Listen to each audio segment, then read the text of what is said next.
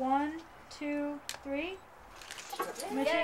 In 2010, as part of the Fairfax County's housing blueprint that the board adopted, we made a strategic decision to refocus our housing efforts on those with the greatest needs in Fairfax County, and Olley Glen was included as a critical part of our affordable housing blueprint.